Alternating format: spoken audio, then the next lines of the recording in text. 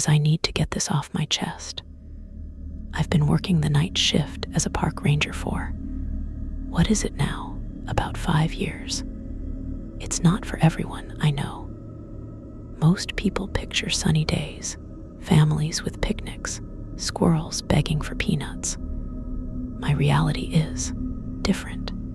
It's the deep quiet of the woods after the sun dips below the horizon, the way the trees morph into strange, leaning figures in the moonlight.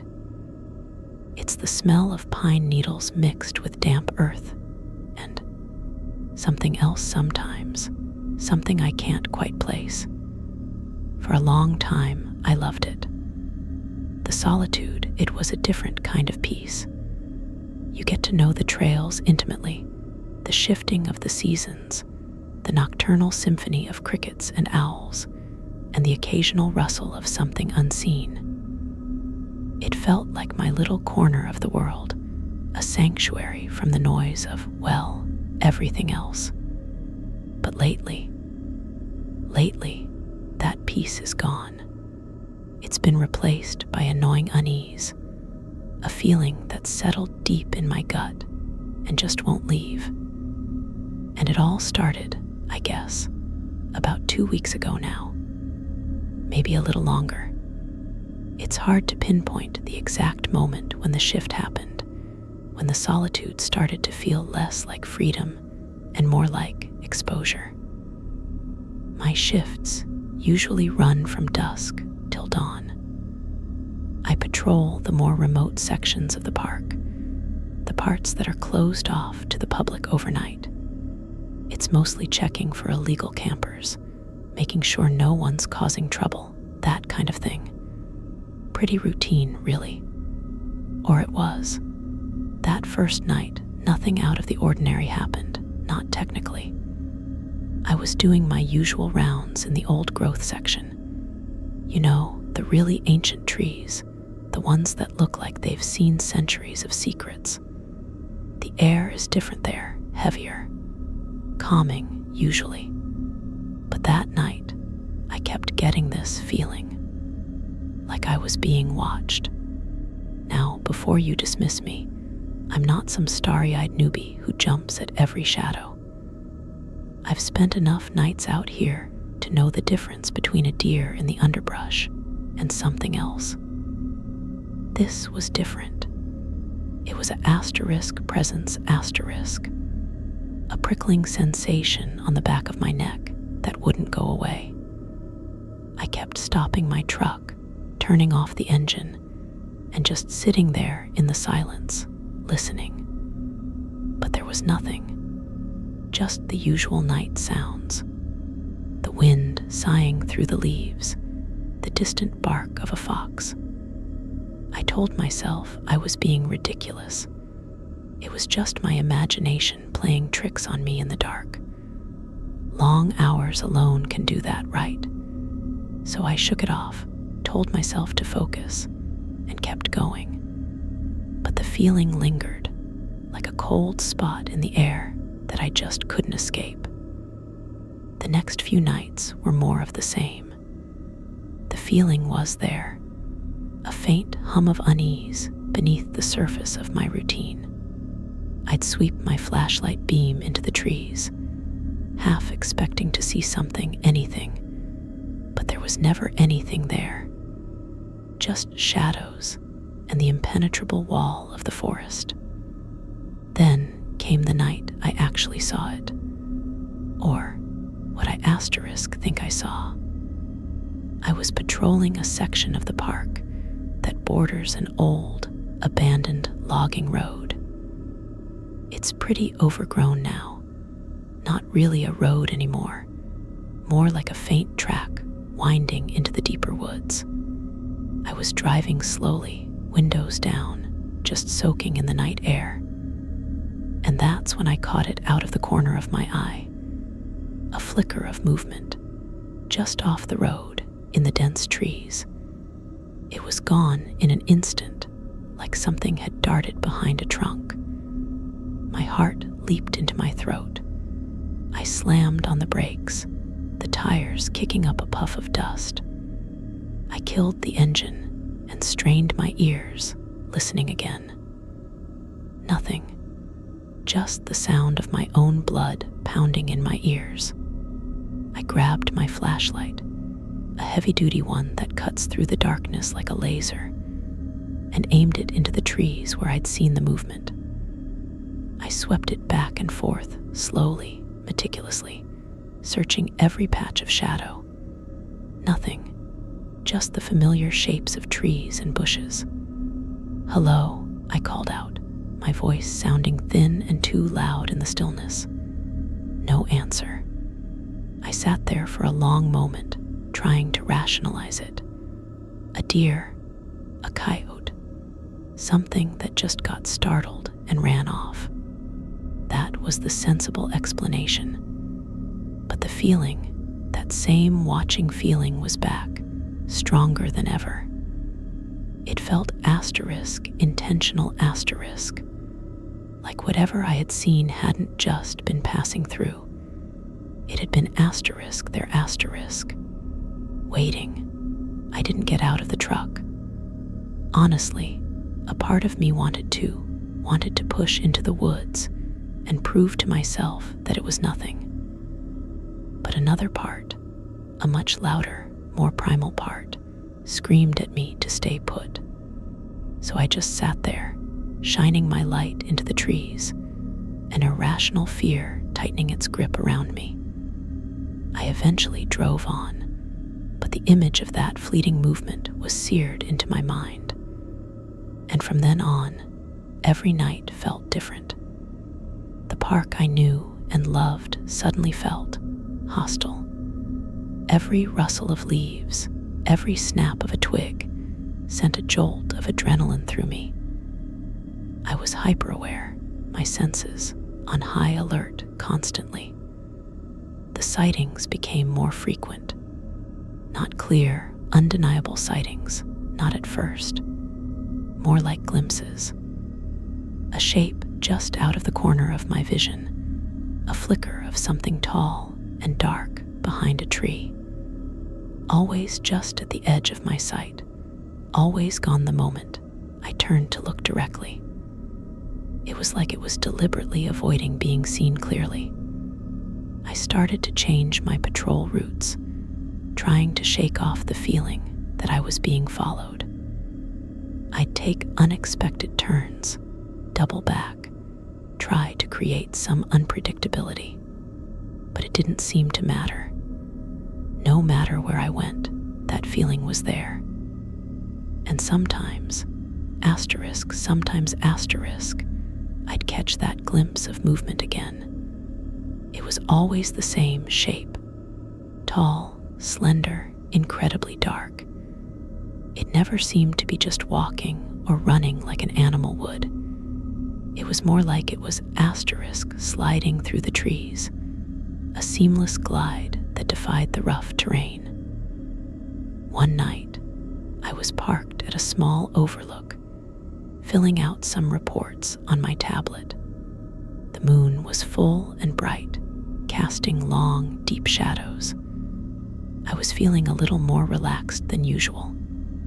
It had been a relatively quiet night so far, and I was starting to convince myself that maybe I was just overtired, my mind playing tricks on me. I was typing away, the soft glow of the tablet illuminating my face, when I heard it. A faint sound like something breathing. It was close. Too close. My hand froze on the tablet. I slowly lifted my head, listening intently. The sound came again, a soft exhalation, like a sigh carried on the wind. But there was no wind. My blood ran cold. I didn't move, didn't even dare to breathe. My eyes scanned the darkness around me, searching for the source of the sound. And then I saw it. Bird-eerie at the edge of the tree line, maybe 20 yards away. Tall, impossibly thin, silhouetted against the moonlight. It was just standing there, perfectly still. I couldn't make out any details, not really. Just the shape. It was humanoid, I guess, but stretched and gaunt. My heart was pounding so hard I thought it would burst out of my chest. I gripped the steering wheel, my knuckles white. We just stood there, the thing and I, locked in this silent standoff. I couldn't tear my eyes away. It felt like an eternity, though it was probably only a few seconds. And then, slowly, silently, it began to move. Not walking, not running. It just faded back into the darkness of the trees, like smoke dissolving into the night. I sat there for a long time after it was gone, trembling. My mind was racing, trying to process what I had just seen. It wasn't an animal. It wasn't a person. What was asterisk it? I knew, deep down, that I wasn't just seeing things anymore. Something was out there, something that was following me. I tried to talk myself out of it, of course. Told myself it was stress, lack of sleep, the isolation of the job getting to me. But the image of that dark, silent figure at the edge of the woods was burned into my mind. The next few nights were excruciating. I felt exposed, vulnerable. Every shadow seemed to hold a hidden threat. Every sound made me jump. I was constantly looking over my shoulder, sweeping my flashlight into the trees, half expecting to see that dark shape again. And more often than not, I did. Now that I knew what to look for, I saw it more clearly. Or, at least, more often. The fleeting glimpses became more defined. Always just out of my direct line of sight, but there. A vertical line of black against the gray and brown of the forest. A stillness amongst the swaying trees that felt deeply, profoundly wrong. One night, I was driving along a narrow, winding road. The trees grew close on either side, their branches interlocking overhead, creating a tunnel of darkness. I was going slowly, my headlights cutting a path through the gloom. And as I came around a bend, I saw it, standing on the side of the road, facing away from me. That same tall, thin figure. This time, it wasn't just a glimpse. It was right there. For a split second, my headlights illuminated it fully. And that's when I saw something. It was incredibly tall, taller than any person I've ever seen. Its limbs were long and spindly, and it was unnaturally thin. And its skin, it was a disturbing shade of inky black, seemingly absorbing all light. It didn't seem to have any clothes on, just that dark, strange skin. And in its head, it didn't seem to have one. Not in the way a person does. There was just a featureless, smooth, dark mass at the top of its neck. No eyes, no mouth, nothing. I slammed on the brakes, my heart leaping into my throat. The tires screeched, and I braced myself for impact. But the figure didn't move. It just stood there, its back still turned to me. My blood turned to ice. I stared at it, mesmerized by the sheer wrongness of its form. It radiated an aura of emptiness, of chilling silence, that sent a shiver down my spine. I don't know how long I sat there, engine running, headlights fixed on the figure. Time seemed to stretch and distort. Every instinct in my body screamed at me to turn around and get out of there as fast as I could. But I couldn't move. I was frozen, caught in the headlights like a deer. And then, slowly, impossibly slowly, it began to turn its head-like mass towards me. That's when I snapped. The sheer, alien impossibility of that motion, combined with the featureless blankness where a face should be, it was just too much. I yanked the gear shift into reverse, floored the accelerator, and peeled out of there as fast as my truck would go. The tire spun on the gravel, throwing up a cloud of dust. I didn't dare look in the rearview mirror. I just drove, my hands trembling on the wheel, my heart hammering in my chest. The image of that dark, faceless form burned into my mind. I drove for what felt like an hour, not really paying attention to where I was going, just putting as much distance as I could between myself and that thing. I was shaking so badly I could barely hold the wheel straight. When I finally felt like I was far enough away, I pulled over into a small clearing, killed the engine, and just sat there, gasping for air. I was trembling all over, sweat beading on my forehead, despite the cool night air. I buried my face in my hands, trying to make sense of what had just happened. I had seen things before, working the night shift. Strange animals, weird light phenomena, though I usually explained those away as distant town lights or planes. But nothing, absolutely nothing, had prepared me for this. This wasn't some natural quirk of the wilderness. This felt unnatural, malevolent. I tried to tell myself it was a hallucination, a vivid, terrifying dream brought on by stress and lack of sleep. But I knew, with a bone-deep certainty, that it was real. I had seen it, and it had seen me. From that night on, the fear became a constant companion. I couldn't shake the feeling that I was being hunted. Every noise, every shadow, every creak of the truck made me jump. I started carrying my larger, more powerful flashlight with me everywhere, even when I got out of the truck to check a trailhead. I also started carrying something else, something I'm not supposed to have on patrol, a certain kind of protection, just in case. I know, it's against regulations, but regulations suddenly feel like they don't mean much when you're facing something that doesn't belong, something that shouldn't exist. The sightings continued, albeit less directly after that horrifying encounter on the road. It seemed to have learned that getting too close scared me off. Now, it kept its distance, but it was still there. I'd see it sometimes, far off in the trees, a tall, dark silhouette moving parallel to me. Or I'd catch a glimpse of it standing motionless at the edge of a field, watching me as I drove by.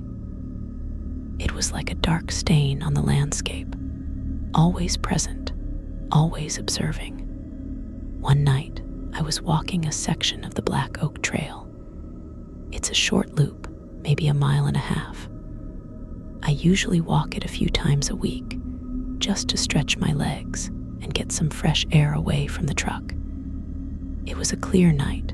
The stars were out in full force, and for a brief moment, I felt a flicker of the old peace returning. I was about halfway through the loop when I heard it. A rustling sound, much louder than a squirrel or a rabbit. It was coming from the trees just off the trail to my left. I stopped dead in my tracks, my hand instinctively going to the thing I was carrying. I shone my flashlight into the trees, slowly sweeping the beam back and forth. And then I saw it. Not the full figure this time, just a hand.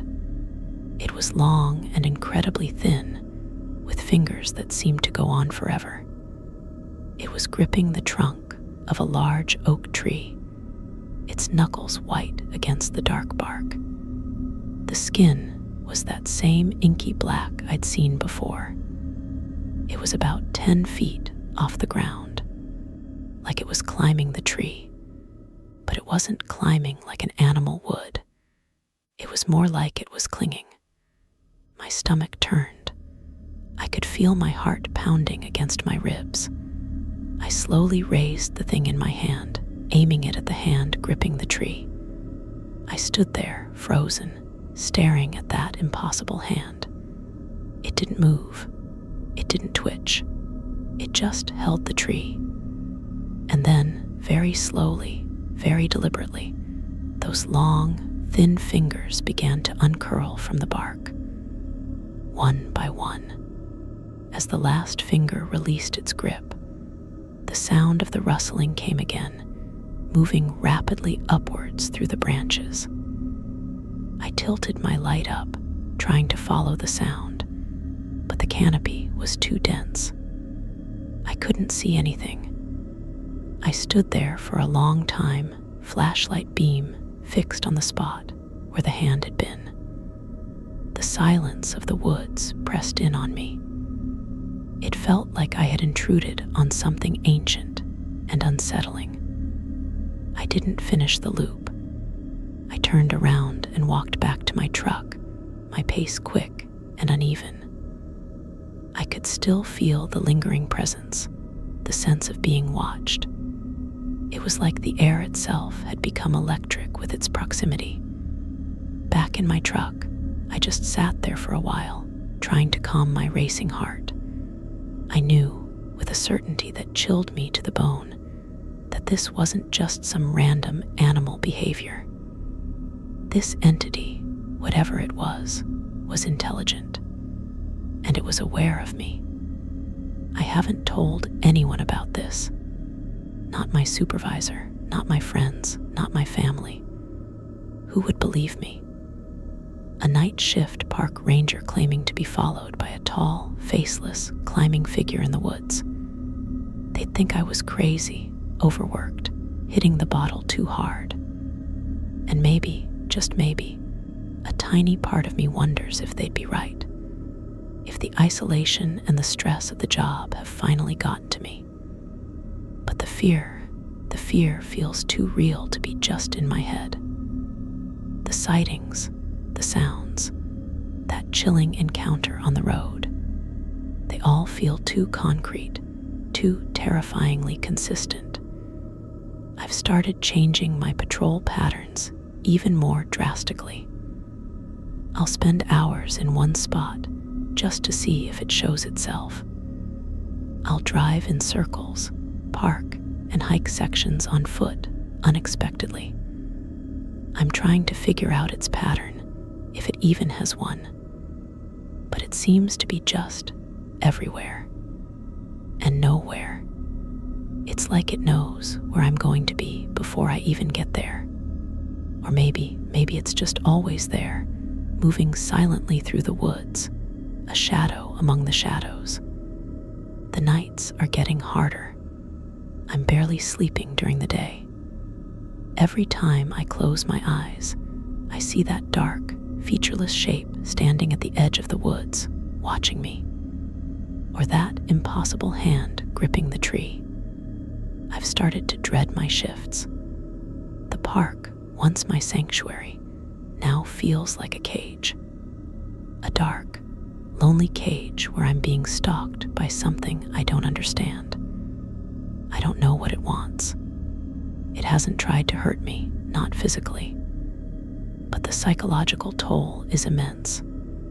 The constant fear, the feeling of being watched, the sheer creepiness of its presence. It's wearing me down. I've thought about quitting, just packing up my things and getting out of here. But something holds me back. Maybe it's a twisted sense of responsibility to the park. Or maybe it's the nagging feeling that even if I left, it would follow me. That this isn't just about the park. It's about me. I've started spending my downtime researching, looking for anything that might explain what I'm seeing. Local folklore, unexplained phenomena, missing person cases in the area. Nothing. No stories of tall, faceless figures. No legends that match what I'm experiencing. like this thing is unique, or at least unknown. And that's almost as terrifying as seeing it. The unknown. The possibility that I'm encountering something that science, folklore, and experience can't explain. Something truly alien. Every night, as the sun sets and the shadows lengthen, a fresh wave of anxiety washes over me. I gear up, grab my flashlights, and reluctantly head out into the darkness. I try to project an air of confidence, of routine, but inside, I'm a coiled spring of fear. I spend my shifts now in a constant state of alert, my eyes scanning the tree line, my ears straining to catch any unusual sound. I'm jumpier than I've ever been. The smallest noise makes me flinch. Sometimes, just sometimes, when I'm driving down a long, empty road and the moon is particularly bright, I'll look in my rearview mirror, and for a fleeting second, I'll think I see something behind me, a dark shape reflecting in the glass. But when I look again, it's gone. Just shadows, probably. But that doubt, that creeping doubt, it's always there now. Is it really gone? Or is it just incredibly good at staying hidden? I know I need to do something. I can't keep living like this. The lack of sleep, the constant fear, it's starting to affect my judgment. I've made mistakes on patrol, small things, but mistakes nonetheless. Maybe I should tell someone, my supervisor, even though I know he'll think I'm off my rocker. Or maybe the sheriff's department. Though what would I even tell them? Excuse me, Sheriff. I'd like to report a tall, faceless entity that's following me in the woods. Yeah, that would go over well. I feel so isolated, alone with this terrifying secret. It's like I've stepped into a horror movie, and I can't find the exit. And the worst part is, despite all the fear, there's a strange kind of obsession developing. I find myself thinking about it constantly, trying to understand it. Where does it come from? What does it want? Why is it following me? It's like I'm caught in some kind of terrifying game, and I don't know the rules, or even what the prize is, or if there's even a prize, or just something worse. I've even started considering leaving something out for it. Food, water, some kind of offering. It sounds crazy, I know, but maybe if I could somehow communicate with it, understand its intentions, no. That's the fear talking. That's the desperation. You don't try to communicate with something that looks like that moves like that feels like that. You stay as far away as you can, but it feels like I can't get away. Not anymore. It's like it's a part of my life now, a dark, unwelcome specter that haunts my nights. I just don't know what to do. I'm scared, I'm exhausted, and I'm starting to feel like I'm losing my mind. Every shift is a test of endurance, a nerve-wracking game of cat and mouse in the dark woods. And I don't know how long I can keep playing. I don't know what happens when the game ends. I just know that something is out there and it's following me. And I have a feeling that whatever it is, it's not going to stop until it gets what it wants. Whatever that is. Okay, here we go. Chapter 2. So if you listened to the last part, you know I was pretty much living in a constant state of low-grade terror. That encounter on the road, seeing that asterisk thing up close, its impossible shape, that void where a head should be, it changed everything. Before that, it was just creepy, unsettling. Now, it was something else entirely. It was pure, unadulterated fear. I tried to logic my way through it, to minimize it in my head. Maybe it was a known cryptid. I mean, I never believed in that stuff, but what else could it be? I spent hours online when I was off shift, reading up on Bigfoot, Wendigo, the whole 9 yards. Nothing, absolutely nothing, matched what I was seeing. Not the size, not the movement, and definitely not the lack of a head. Everything I found was either too furry, too aggressive in reported encounters, or just plain didn't fit that description. It was like this thing was a brand new flavor of nightmare, custom made just for me, and the lack of any information just amplified the fear. It meant I was dealing with something I couldn't even name, something that didn't fit into any established box. It was an environmental anomaly, a glitch in reality that only I seemed to be experiencing. And that kind of isolation, that's almost as terrifying as the thing itself. My sleep schedule went to hell. I'd come home after a shift, exhausted and wired with adrenaline, and just lie there in bed, staring at the ceiling. Every creak of the house, every whisper of wind outside, sounded like it was getting closer. I'd replay the sightings in my head over and over again, trying to find some detail I'd missed, some clue to what it was or what it wanted. During the day, I was a zombie. I'd force myself to eat, to do laundry, the normal stuff. But my mind was always elsewhere, always in the park, rehashing the fear. I tried talking to my parents, but how do you even start that conversation? Hey, Mom, guess what? I think I'm being stalked by a 7-foot-tall, faceless entity in the state park. Yeah, that wasn't going to happen. They'd worry, they'd tell me to quit, and I just wasn't ready to admit that this thing had driven me out of my job. And honestly, a part of me worried that if I left, it would asterisk follow, like it had imprinted on me somehow. The thought of it showing up at my small apartment, peering in the window, it was enough to keep me rooted in place, facing it in the relative safety of the park, where at least I had the truck and my other form of protection. That other form of protection became a constant source of internal conflict. I'm a park ranger. My job is to protect the park and its visitors, to uphold the rules. Carrying a firearm on patrol is strictly forbidden for most situations. But after that encounter, I made a decision. A difficult, potentially career-ending decision. I started bringing my personal handgun with me.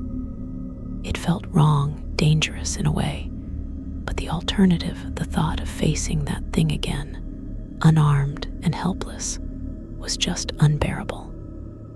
I kept it hidden, of course, deep in my pack. Never advertised it, but just knowing it was there, that I could defend myself if pressed, provided a sliver of comfort in the overwhelming fear. It was a physical manifestation of my desperation, a line I was willing to cross because the threat felt so far beyond the ordinary. The sightings continued. It was like a dark cloud hanging over my entire life. I'd be driving, and I'd catch that dark silhouette moving parallel to the road, just inside the tree line.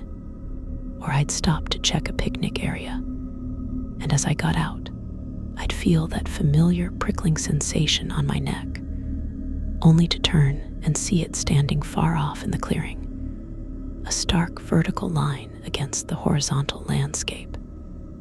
It never got close again like it did on the road, not directly, but it was always there, always watching. It felt like it was playing a game with me, a slow, terrifying game of psychological warfare. It wasn't rushing in, trying to attack. It was just being there. A constant, unnerving presence that was slowly chipping away at my sanity. There was one night, I was near the old fire tower. It's a creepy place even in the daytime, tall and skeletal against the sky. At night, with the wind whistling through its metal frame, it's downright unnerving. I was doing a routine check, making sure no one had climbed it illegally. I stopped the truck at the base and was about to get out when I saw it. It was standing at the very edge of the clearing, maybe 50 yards away, barely visible against the dark backdrop of the deeper woods. That same impossibly tall, thin shape. It was just standing there, incredibly still. And then, very slowly, it started to tilt its head-like mass upwards towards the top of the fire tower. It wasn't a sudden movement.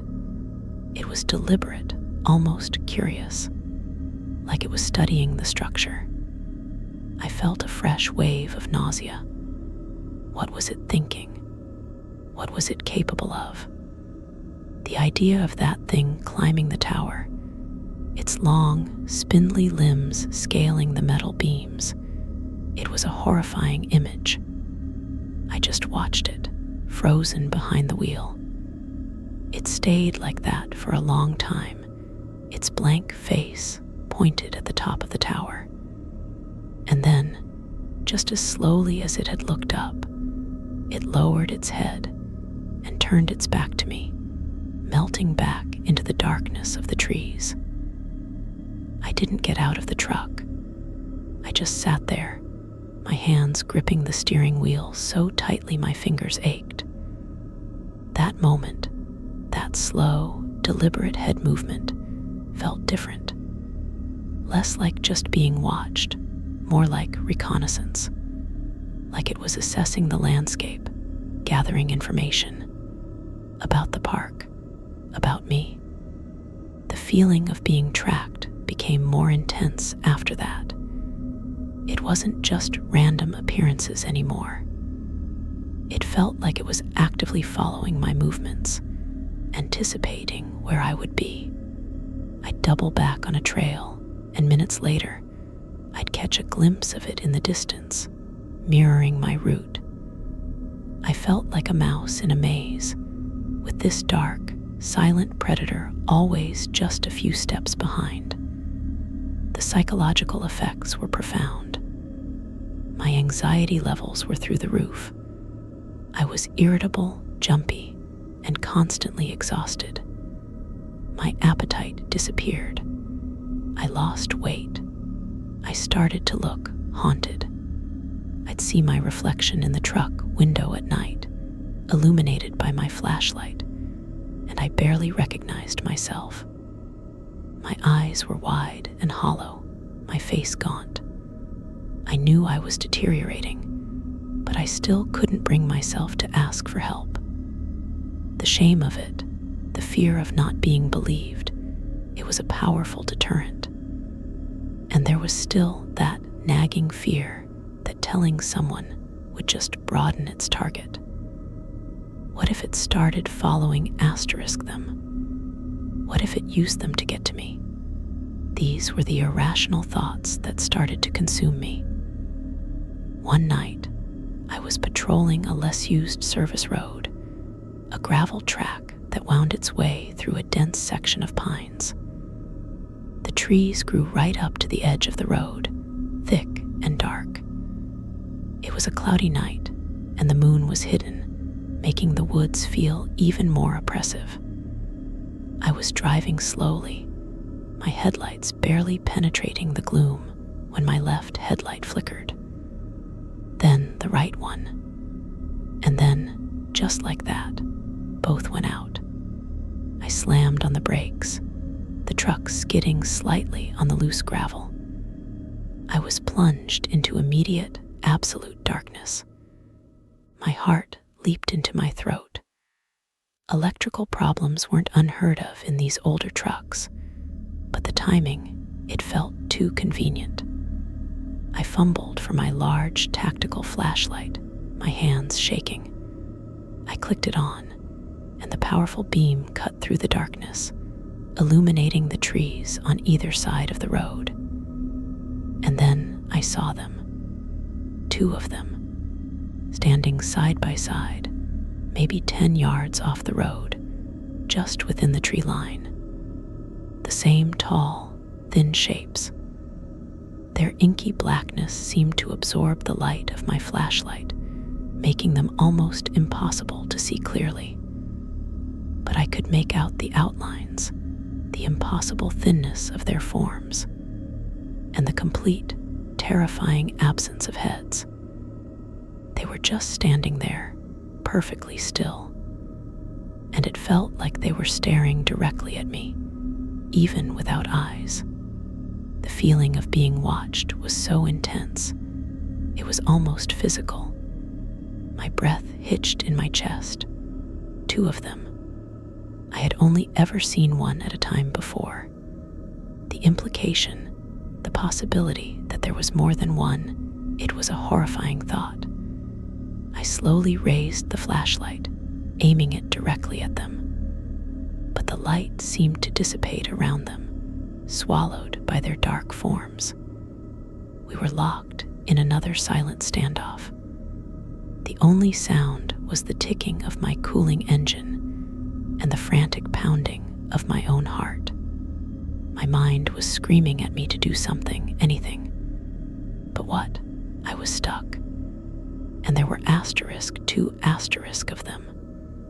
And then they started to move, not towards me, not away from each other. They started to move in perfect unison, a slow, deliberate, unsettling sidestep deeper into the woods, like dancers in some macabre performance. Always facing me, always maintaining that unnerving stillness in their upper bodies. But their legs, their long, spindly legs, moving in perfect, synchronized motion. They just kept sidestepping, farther and farther into the trees, until the dense foliage swallowed them completely. I sat there in the darkness, my flashlight beam trembling, long after they were gone. I was breathing in ragged gasps, trying to regain control of my body. 2 of them. There were 2 asterisks of them. That night was a blur of fear and adrenaline. I managed to get the headlights working again after a few panicked minutes of fiddling with the fuse box. It wasn't a fuse. It was something else.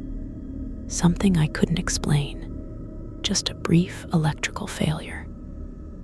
And I drove the rest of my shift like a bat out of hell, avoiding that section of road like the plague. The knowledge that there wasn't just one, but at least 2, it amplified the threat immeasurably. It felt like they were communicating, coordinating, like they were actively working together now. And that meant their interest in me wasn't just some random occurrence. It was something deliberate, something planned. I started carrying the gun everywhere in the truck now, not just in my pack. It was easily accessible, an anchor in the storm of my fear. I practiced drawing it, aiming it. The thought of actually using it on something that wasn't human, was a sickening one. But the thought of asterisk, not asterisk, being able to protect myself was even worse. Also started looking for patterns in their appearances. Was it tied to certain locations, certain times of the month, the phase of the moon? I kept a small notebook in my truck, jotting down details, time, date, location, estimated distance, the nature of the sighting. It was a desperate attempt to find some kind of logic in the terrifying chaos, to impose some order on the unknown. But there didn't seem to be a pattern. They appeared on different nights, in different sections of the park, at different times. It was like they were just always there, waiting for me to show up.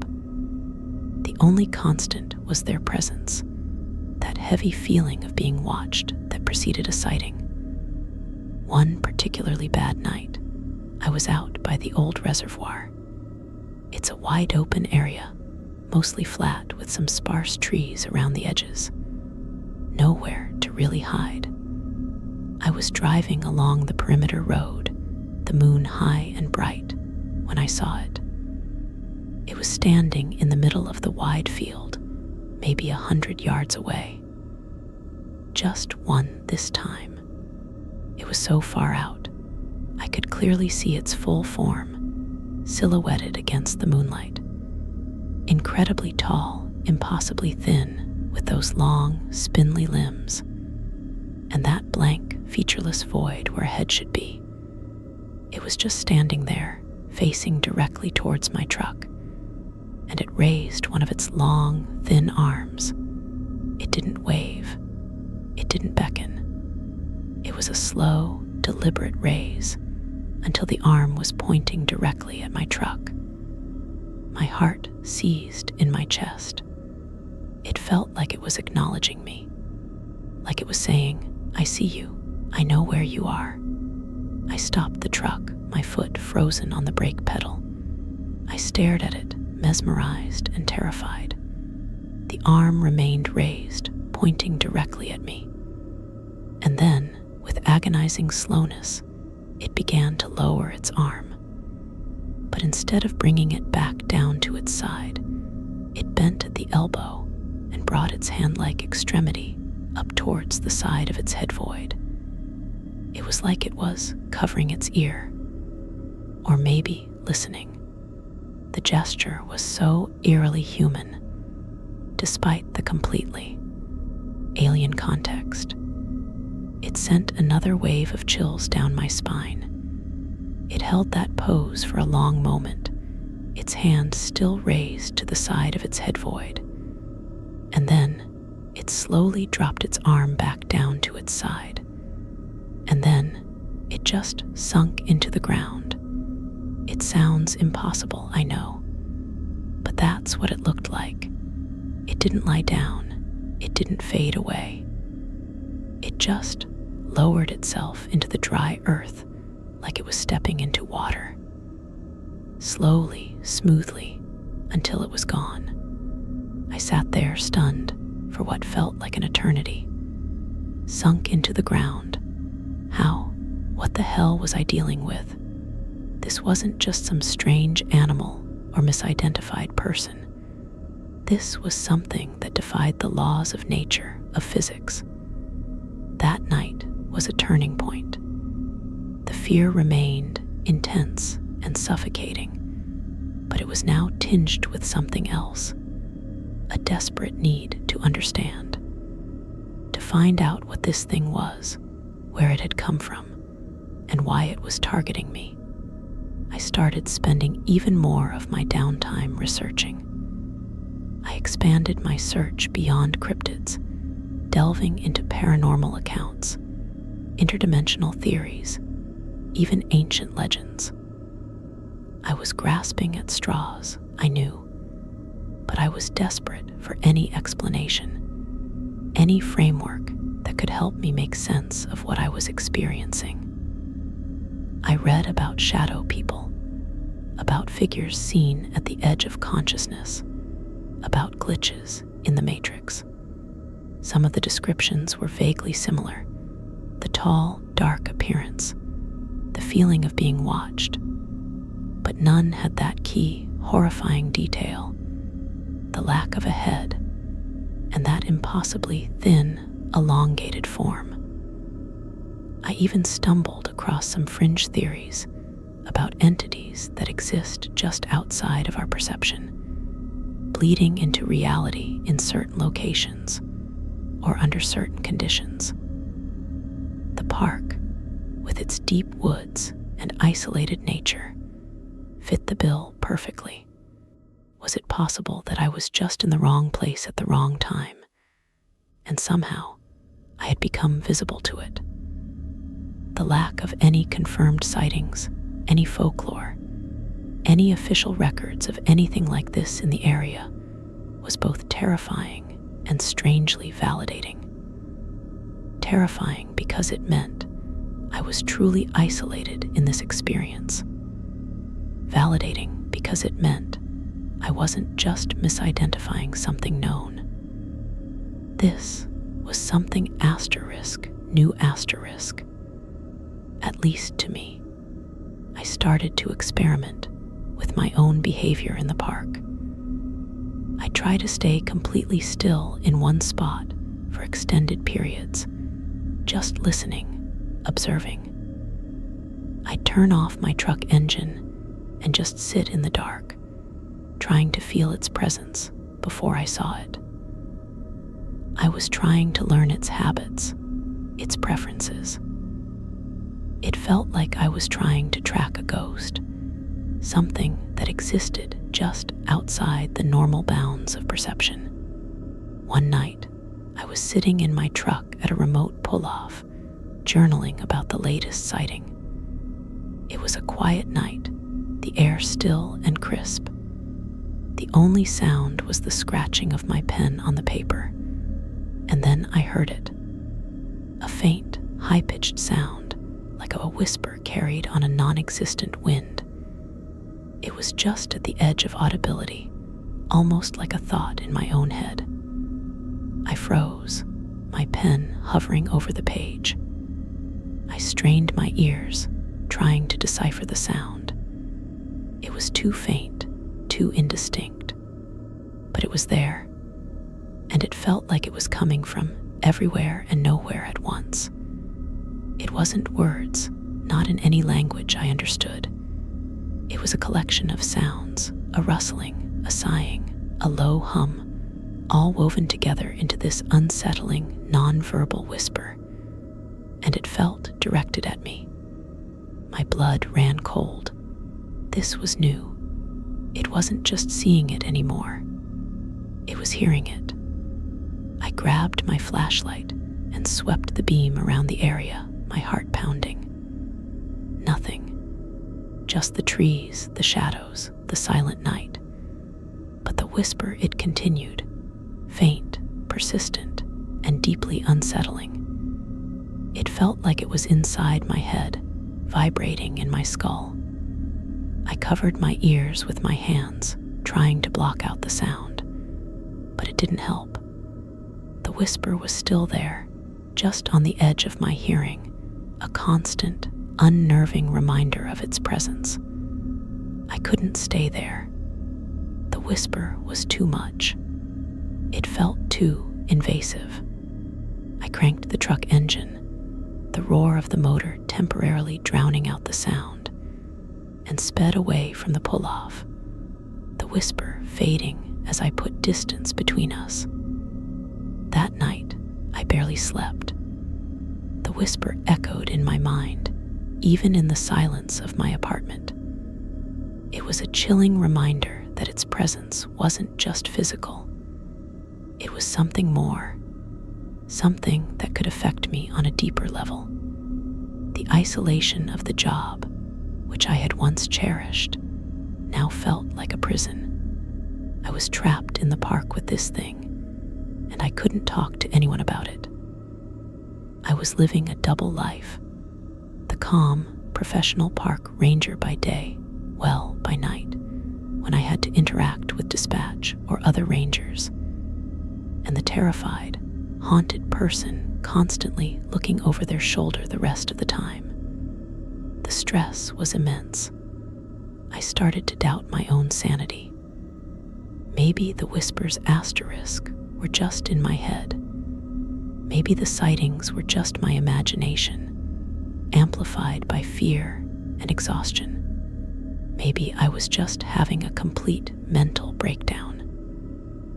But then, I'd remember the feeling of that cold spot in the air, the sight of that impossible hand on the tree trunk, the horrifying encounter on the road, the synchronized sidestep of the two figures, the way one of them had sunk into the ground. These things felt too real, too specific, to be just a figment of my imagination. I was caught in a terrible loop, terrified by what I was seeing and hearing, but too afraid to tell anyone for fear of being thought crazy. And the silence, the secrecy, was just making it worse. I started to question everything. Was the park itself somehow cursed? Was there something here, something ancient or unnatural, that had been dormant and was now waking up? Or was it something that had recently arrived? Something that had chosen the park as its hunting ground and inadvertently stumbled upon me? And why me? That was the question that plagued me the most. Why was it following me? Was it because I was here at night, alone? Was it because I was a ranger, intruding on its territory? Or was there something about me specifically that had attracted its attention? I started to feel a strange kind of unwilling connection to it. It was the dominant force in my life now, the thing that dictated my actions, my thoughts, my emotions. It had stolen my peace, my sleep, my sense of safety, and in doing so, it had become everything. I still had the gun. I still researched. I still patrolled. But it was all different now. Every shift was a confrontation, a battle for my own sense of reality. And I was losing. I knew I couldn't keep this up indefinitely. Something had to give. Either I would break, or I would find a way to understand, to survive, to escape. Or maybe, just maybe, something even worse would happen. The thought lingered at the back of my mind, a chilling undercurrent to my fear. What did it want? If it wasn't physical pain, what was it after? My sanity? My life? Was this slow, psychological torment just a prelude to something more? I didn't have any answers, just questions and a growing, suffocating fear. And I had a feeling that the next chapter of this story, it wasn't going to be about just seeing and hearing this thing anymore. I had a feeling that it was going to get closer. Okay, let's dive into chapter 3. If you've been with me this far, you know things went from unsettling to full-blown terrifying pretty quickly. That encounter on the service road, seeing two asterisk of them, and then that moment at the reservoir, watching one of them just sink into the ground. It completely shattered my understanding of what was possible. The fear wasn't just a feeling anymore. It was a constant state of being. And the isolation. It felt like I was the only person on the planet who knew this impossible thing existed. And that isolation was a heavy, crushing weight. After the sinking incident, my research intensified. I was desperate, latching onto anything that might offer a glimmer of understanding. I delved deeper into fringe theories, reading about quantum mechanics, parallel dimensions, things that honestly felt way over my head. But I was willing to consider anything. If something could just vanish into the earth, then maybe the rules I understood didn't apply to it. Maybe it wasn't a physical creature in the way I thought. Maybe it was something else. Something that existed on a different plane, occasionally bleeding into ours. I started to think about the park itself. Was there something specific about this location that made it possible for this entity or entities to manifest? Was there some kind of energy signature, a historical event, a forgotten ritual that had created a thin spot, a doorway between our world and wherever this thing came from. It sounds crazy, I know, but when you've seen what I've seen, you start considering the unimaginable. I pored over old park records, local history books, anything that might shed light on the area. I looked for strange occurrences, unexplained phenomena, anything that might be connected. But again, nothing. Just normal park history, hiking trails, wildlife reports. It was like this thing was leaving no trace, no footprint, physical or historical. The whispers continued intermittently. They weren't constant, thank God. But every now and then, when the night was particularly still, I'd hear that faint, non-verbal sound, just on the edge of hearing.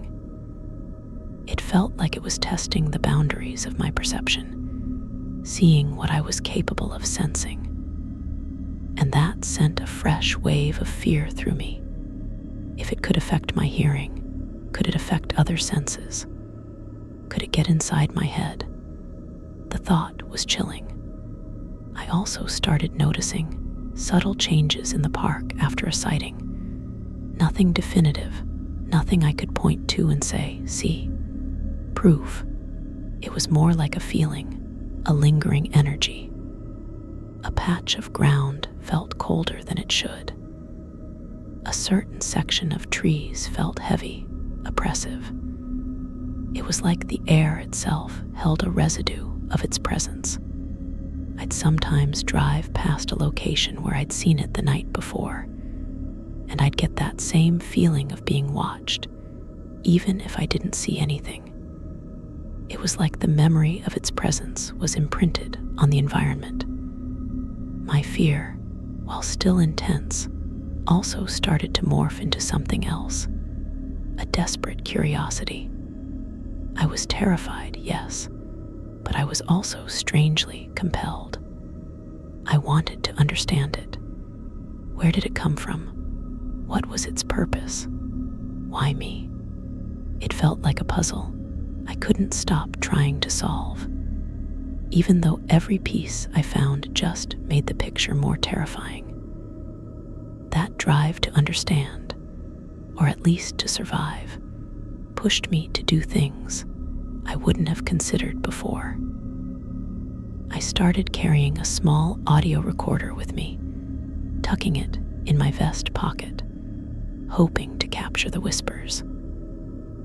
I started taking photos of the locations right after a sighting, hoping to catch some subtle anomaly that my eyes couldn't discern in the dark.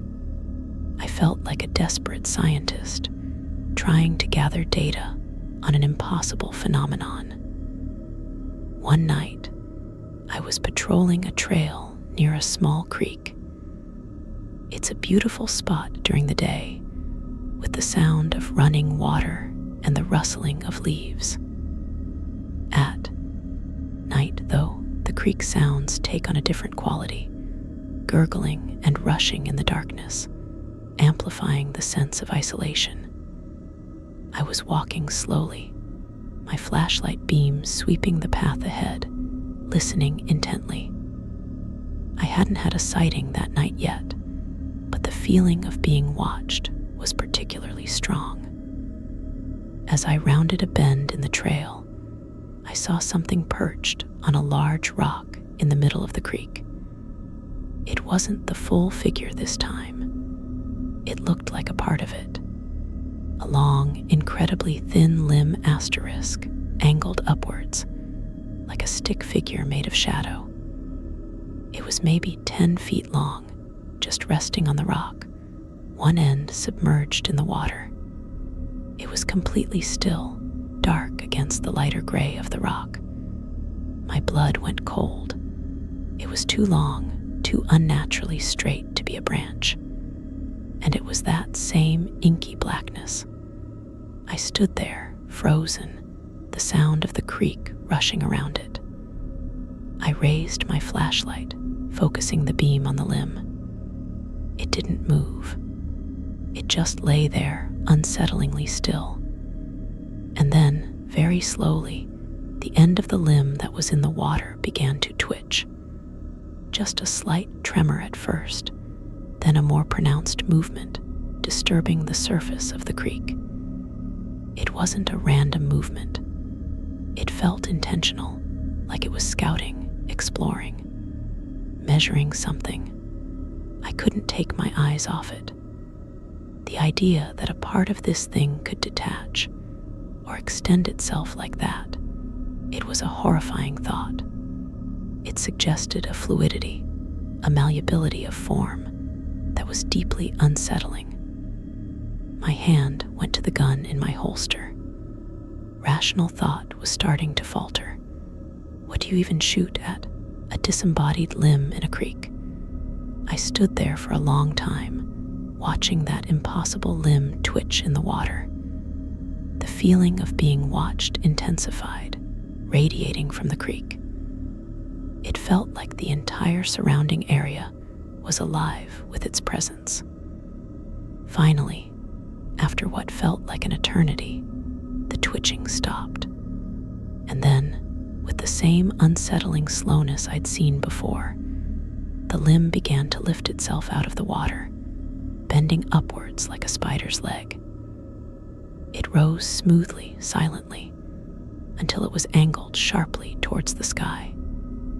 And then, just as abruptly as it had appeared, it simply vanished, dissolved into the night air, leaving no trace, no ripple in the water, nothing. I stumbled back, my heart hammering against my ribs. I shone my flashlight frantically over the rock, into the creek, into the trees.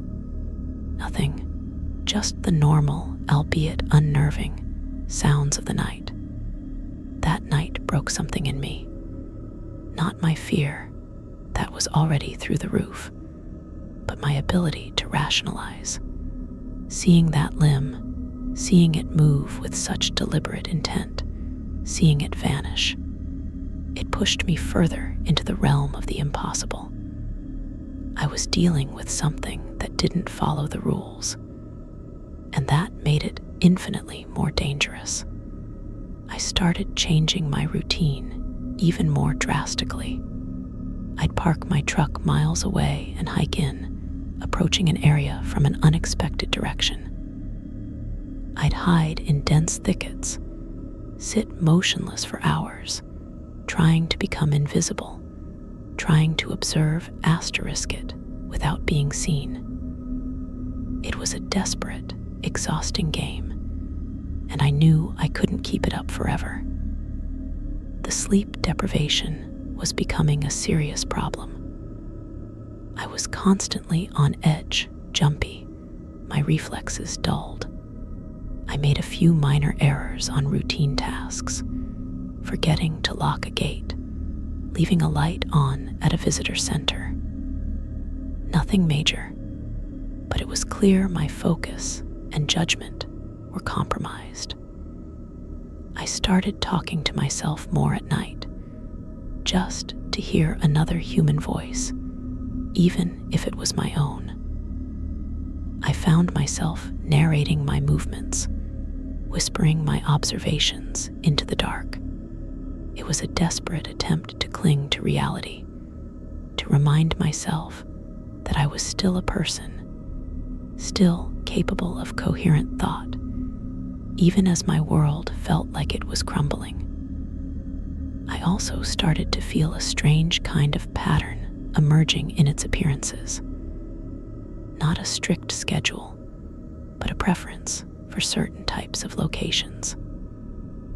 Isolated clearings, areas with dense tree cover that offered concealment, places with water nearby, and it seemed to be drawn to areas where I would stop for any length of time. If I parked my truck and lingered, chances were I would see it or feel its presence somewhere in the vicinity. It reinforced the feeling that it was actively tracking me, learning my habits. One night, I was sitting in my truck at a remote parking area, trying to catch my breath and gather my thoughts. The fear was a constant knot in my stomach. I was thinking about quitting again, seriously considering calling my supervisor the next morning and just saying I couldn't do it anymore. Even the thought of facing the questions, the disbelief, felt less daunting than another night of this. As I sat there, the engine off, the only sound the gentle hum of the park at night, I felt it, that familiar prickling on the back of my neck. I slowly turned my head, scanning the darkness outside my passenger window. And there it was, standing at the edge of the tree line, maybe 15 yards away. Just one this time. Tall, impossibly thin, a silhouette against the fainter darkness of the woods behind it. It wasn't moving. It was just standing there, perfectly still, facing the truck. And I could see the outline of its arm raised, its hand-like appendage pointed directly at me. My heart leaped into my throat.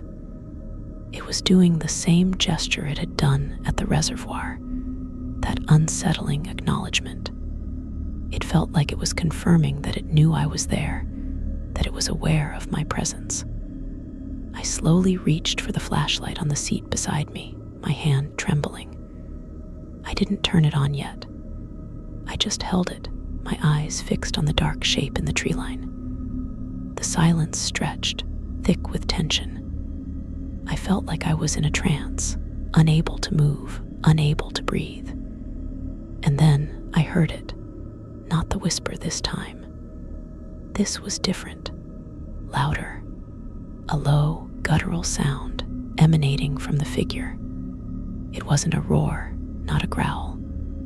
It was something else, a deep, unsettling sound that seemed to resonate in my bones. It was like the sound of tearing metal, amplified and distorted, combined with a low, mournful hum. It was a sound that felt deeply wrong, unnatural. My blood ran cold. It was making a sound directed at *me. This wasn't just observing anymore. This was communication of a terrifying alien kind. The sound continued, a grating, unsettling cacophony that filled the silent night. It wasn't loud, but it was undeniably present, emanating from that still figure at the edge of the woods. And as I listened, a new layer of horror washed over me. The sound, it wasn't continuous. It was broken, fragmented, interspersed with strange, clicking noises. And in the spaces between the guttural tearing and the hum, I thought I heard something else. Something faint, almost like words, or echoes of words, not in any language I recognized, but sounds that had the structure of language. It sent a shiver down my spine.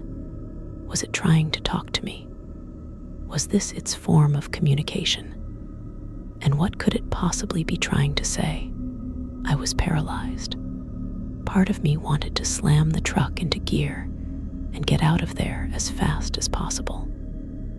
Another part, the morbidly curious part, wanted to stay and listen, to try and decipher the horrifying message it was trying to convey.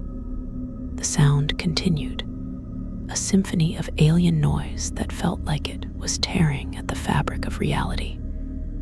The figure remained still, its arms still raised, pointing at my truck. And then, very slowly, the sound began to fade. Not abruptly, but gradually, like turning down a volume knob on a radio broadcasting from another dimension. The guttural tearing lessened, the hum receded, the clicking softened, until finally it was gone. The silence that followed was deafening. I was left trembling, my mind reeling. It had made a sound, a directed, complex sound. It had tried to communicate. I didn't see it for the rest of that night. The sound, though no longer present, lingered in my mind, a disturbing echo of its alien voice. It was a sound that felt fundamentally wrong, like listening to something that was never meant to be heard. That encounter intensified my research even further. I started looking for any kind of documentation, any stories, any legends of strange sounds heard in the woods. Unexplained vocalizations, bizarre echoes, anything that might connect to what I had heard. Again, nothing specific matched. There were tales of animal calls that sounded like human screams or strange noises in remote areas, but nothing that described that particular combination of tearing metal, humming, and fragmented, click-like sounds. The lack of any corroborating evidence, any shared experience, just deepened the feeling of isolation. Was I the only one experiencing this? Was this thing targeting me specifically? Or was it simply that other people hadn't been in the right place at the right time, or hadn't been paying attention? The park is vast. The night shift is lonely. It was possible, I supposed, that others had glimpsed it, or heard something strange, and just dismissed it as their imagination. But after seeing two of them, and one sinking into the ground, it takes a lot to dismiss it. I started to feel like I was losing my grip on reality. The constant fear, the lack of sleep, the terrifying encounters, the alien sounds, it was all wearing me down. I'd find myself questioning if I was awake or dreaming, if the things I was seeing and hearing were real or just products of a stressed, exhausted mind. During the day, I'd try to function normally, but it was hard. I'd be talking to someone, and my mind would drift back to the park, to the dark shapes in the trees, to the chilling sounds I had heard. I felt disconnected from the normal world, like I was living in a different reality, one populated by shadows and impossible creatures. The gun became less of a comfort and more of a burden. Knowing it was there didn't alleviate the fear. It just added another layer of anxiety. What if I actually had to use it? On what? Would it even stop something that could sink into the ground?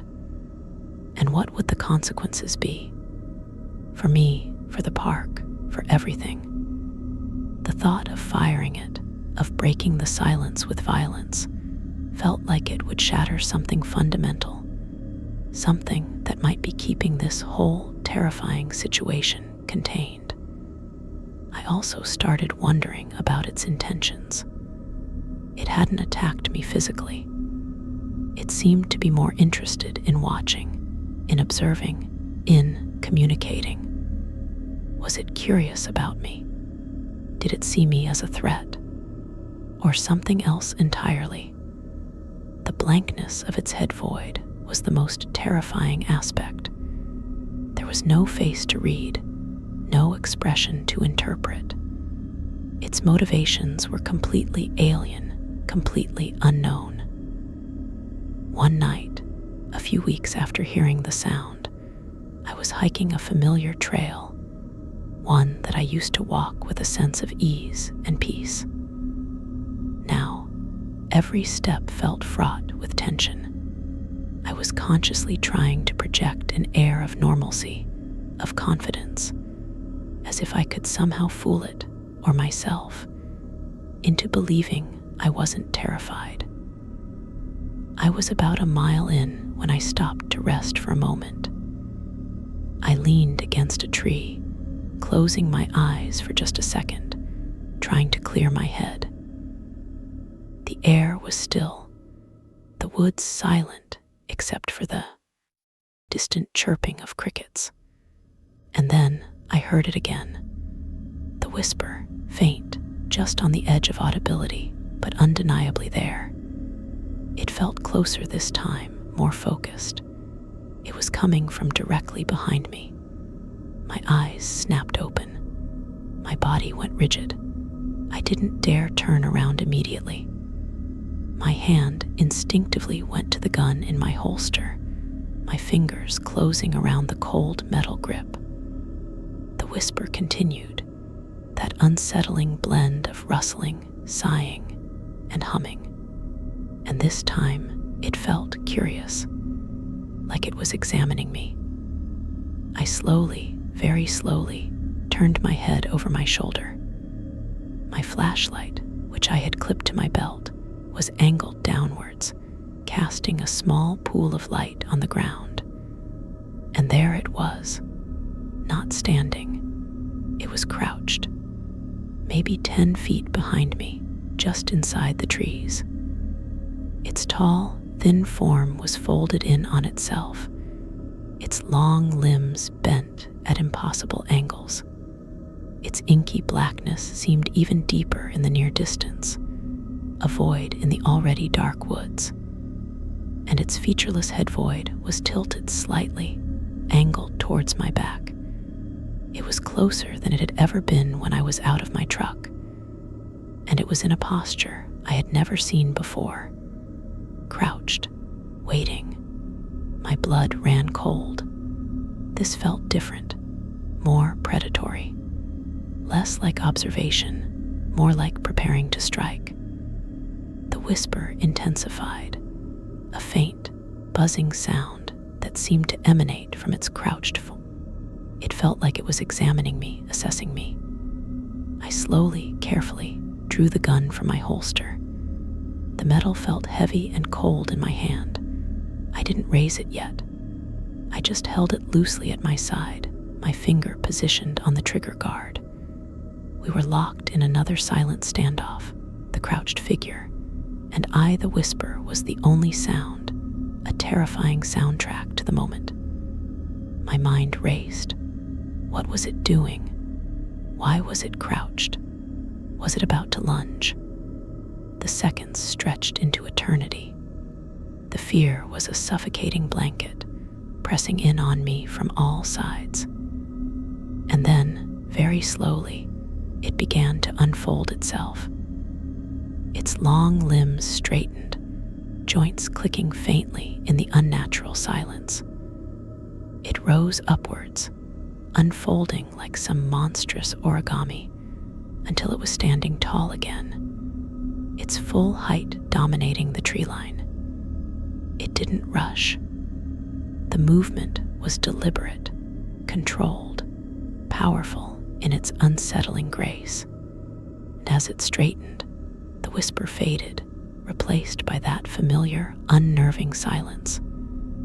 It stood there for a moment, completely still, its featureless head void facing me. And then, without a sound, it turned and glided back into the deeper woods, disappearing into the darkness as silently as it had appeared. I stood there, trembling, long after it was gone. The gun was still in my hand, my knuckles white. My heart was pounding so hard I thought it would burst. It had been so close, and it had seemed so deliberate. The crouching, the unfolding, it felt like a display of power, a chilling demonstration of its capabilities.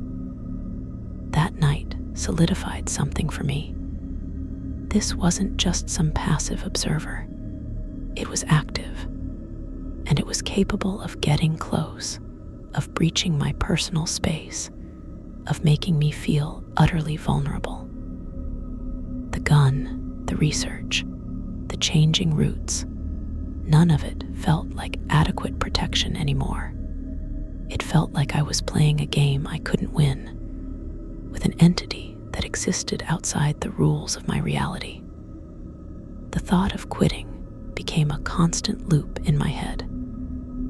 Every fiber of my being screamed at me to get out, to leave the park, to put as much distance as possible between myself and this thing. But the fear of it following me, of it showing up at my apartment, kept me trapped. And there was still that morbid curiosity, that perverse need to understand, that held me captive. I started to wonder if it wanted something from me. Was it trying to communicate a need, a desire? Was the strange sound a plea or a demand? The silence was now more terrifying than the sound, because it left its intentions open to endless, horrifying interpretation. I also started to consider the possibility that I was being changed by this experience, fundamentally altered by the constant exposure to the unknown. My perception of reality was shifting. Ordinary things seemed less real than the terrifying presence that stalked me at night. My world was shrinking, becoming centered around the park and the entity that shared it with me. And that, perhaps, was the most terrifying thought of all, that maybe, in some slow, insidious way, it wasn't just following me. Maybe it was becoming a part of me, a dark, silent passenger in my mind, a constant reminder that the world was a far stranger, far more terrifying place than I had ever imagined. I stopped trying to rationalize it completely. It was what it was. A tall, faceless, climbing, shape-shifting, sound-making, ground-sinking entity that was following me in the woods. Accepting that impossibility was strangely freeing in a horrifying way. It allowed me to focus on what mattered, survival, and understanding, if that was even possible. I doubled down on my observations, trying to be a detective in the face of the unbelievable. I experimented with my own behavior more. What happened if I stayed in one area for an entire shift? What happened if I parked the truck and walked a long distance away? Did its behavior change based on my actions? It felt like I was participating in some kind of terrifying ecological study, with myself as the test subject and an unknown entity as the predator. Every night was a fresh test of my courage, my resilience, my sanity. The park, which had once been my comfort, was now a source of constant dread. The familiar trails felt alien. The trees seemed to watch me with unseen eyes. The silence was heavy with anticipation, the slightest sound a potential harbinger of its presence. The isolation weighed heavily on me. I was living a lie, pretending to be a functional human being during the day, while my nights were consumed by fear and the pursuit of an unknown terror. I felt like I was standing on the edge of a cliff, and the ground beneath me was slowly crumbling away. I knew with a chilling certainty that this couldn't go on indefinitely. The tension was too high, the fear too constant. Something had to give. Either I would find an answer, a way to break free from this nightmare, or it would consume me. And as the nights continued, silent and watchful, I had a growing, terrifying feeling that the next encounter wouldn't be just about seeing it, or hearing it, or feeling its presence. I had a feeling that the next time, it might be interested in more than just observing. It might be interested in interacting. And that thought was more terrifying than anything I had seen or heard so far, because interacting with something that could sink into the ground and make sounds of tearing metal, I had a feeling that kind of interaction wouldn't be good for me at all. I just didn't know how much longer I could endure this solitary, waking nightmare. and I didn't know what its endgame was. What did this impossible, silent, faceless thing want? And when would it finally make its move? The uncertainty was a constant, gnawing dread that was slowly, surely, driving me towards the edge of sanity. And I had a feeling, a terrifying premonition, that the next chapter of this story was going to be the one where things got active. Personally active.